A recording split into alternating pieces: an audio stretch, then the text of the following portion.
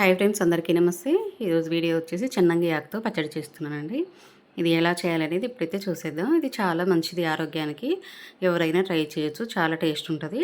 చెన్నంగి ఆకు అనేది ఇలా ఉంటుంది. నేను చెట్టు నుంచి తీసుకునేటప్పుడు వీడియో తీద్దాం అనుకున్నా, ఇంకా తీయలేదు. నెక్స్ట్ టైం అయితే తీస్తా. ఇది శుభ్రంగా చూసుకోవాలి, పురుగులు ఉంటాయి.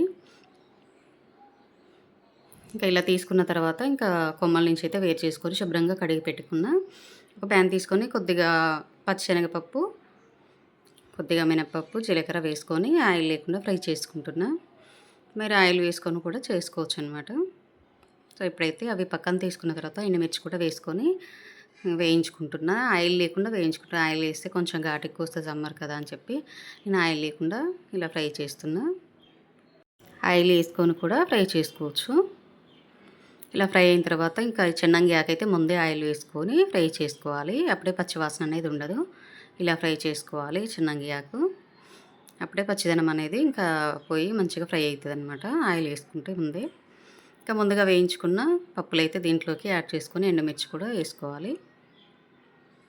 వేసుకొని కొంచెం సాల్ట్ వేసుకొని పౌడర్ లాగా మిక్సీ పట్టుకుంటున్నా.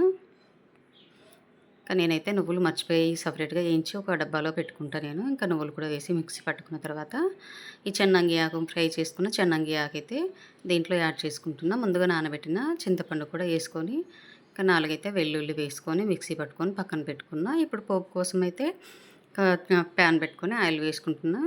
దీనికోసం ఇంకా జీలకర్ర, పప్పులు, ఎండుమిర్చి ఇవన్నీ వేసుకున్న తర్వాత కొద్దిగా ఫ్రై అయిన తర్వాత పోపులో కూడా కొద్దిగా వెల్లుల్లి వేసుకొని కరివేపాకు, పసుపు వేసుకొని ఫ్రై అయిన తర్వాత మనం మిక్సీ పట్టుకున్న ఇంకా పచ్చడిలో అయితే వేసుకొని మిక్స్ చేసుకుంటే ఇంకా చాలా బాగుంటుందన్నమాట. ఈ పచ్చడి ఆరోగ్యానికి మంచిది.